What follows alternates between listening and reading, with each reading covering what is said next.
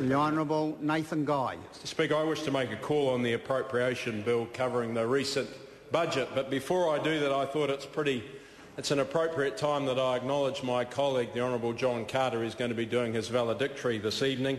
Minister, former government whip, and indeed a good bloke. We wish him well in his new chosen career in the Cook Islands. We will miss his humour around this place. We've heard plenty of stories. We will miss his wisdom. In fact, he was, when I came in 2005, he shared an office close to me in the corridor when I came in the old parliamentary building, and taught me a few tricks.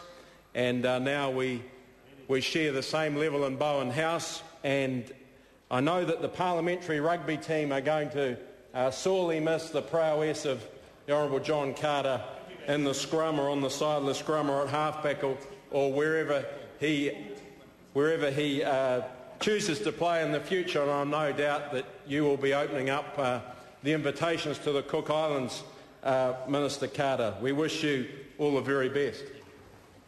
Can I also acknowledge today Craig Voss, who the Prime Minister has announced is the new Minister taking over from Minister Carter. We wish you well, Mr Voss, someone who came in and stole the Tuki seat from the Labor Party in Hawke's Bay, someone who has worked tremendously well with his parliamentary colleague Chris Tremaine, the senior government whip, in backing the Bay, someone who is a proven performer in the Finance and Expenditure Committee, someone that's going to make a huge contribution in his new role, and we wish you all the very best, Mr Voss, and for the House to know also that Mr Voss's parents are indeed fine constituents of the Otaki electorate.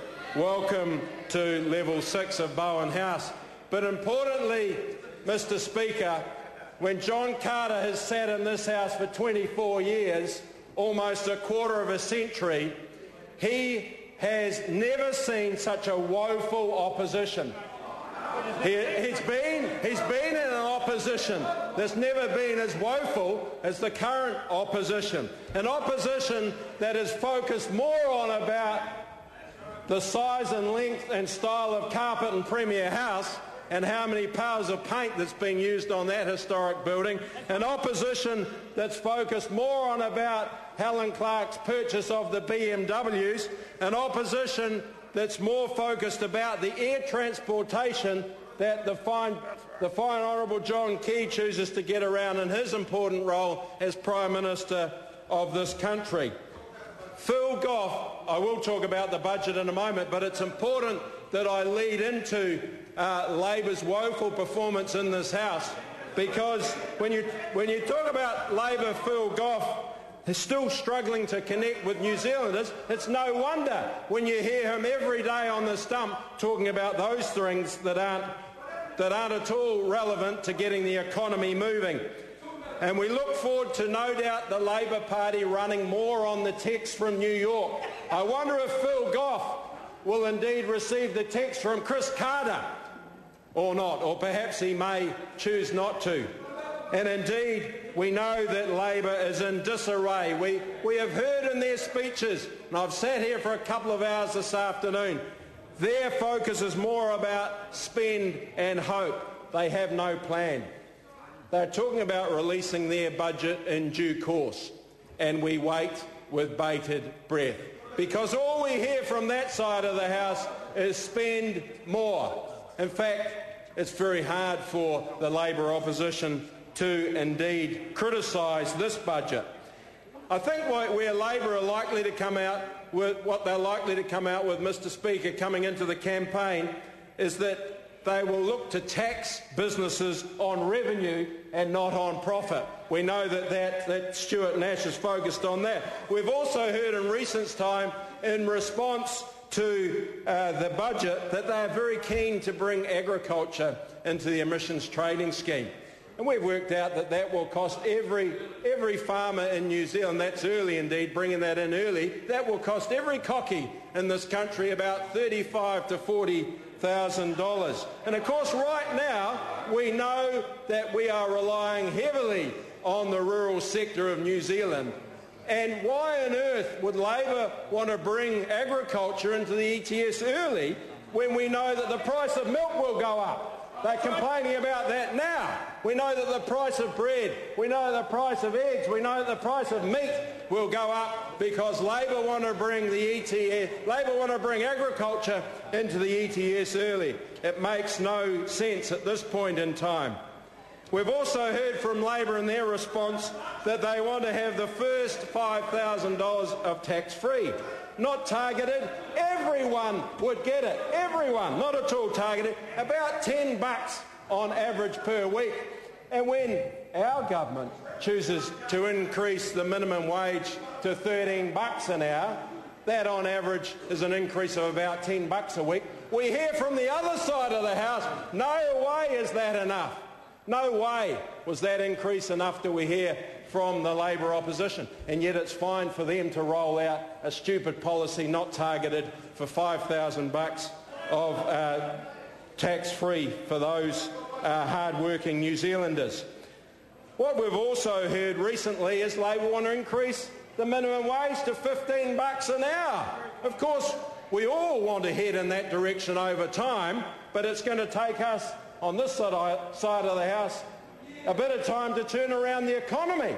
But why on earth would Labor right now come out and say that we're going to increase the minimum wage to $15 an hour when what we would see at every work and income New Zealand office up and down the country would be 6,000 unemployed, 6,000 extra from this daft policy in 2011. Let's focus on some positive things that we have done in this budget. Can I acknowledge the fine work of our Finance Minister, Bill English? He has worked tirelessly with Treasury and his Cabinet colleagues to deliver a budget that is pragmatic. Can I also acknowledge the fine work of our Prime Minister up and down the country who's out there selling this budget to hard-working New Zealanders. This is a solid and pragmatic budget that is going to turn this economy around. Not a spend and hope wish from the other side, a budget that is focused on turning this economy around. A budget that is going to get us into surplus quicker by about 12 months. A budget that is going to reduce debt. A budget that is focused on rebuilding Christchurch. $5.5 billion extra into Christchurch. 170,000 new jobs going to be created over the next 4 years as a result of this budget. 4% economic growth in the next 12 months as a result of this budget. Changes to working to families at the top end. Everyone agrees those changes needed to be made. Changes to KiwiSaver to get us into sure footing for the future. It makes no sense for this government to be borrowing to save at this point in time. Mixed model ownership, mum and dads at the front of the queue. Savings over the state sector of close to $1 billion over the next 3 years.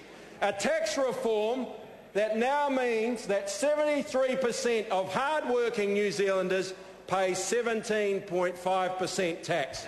Isn't that fantastic for hard-working New Zealanders?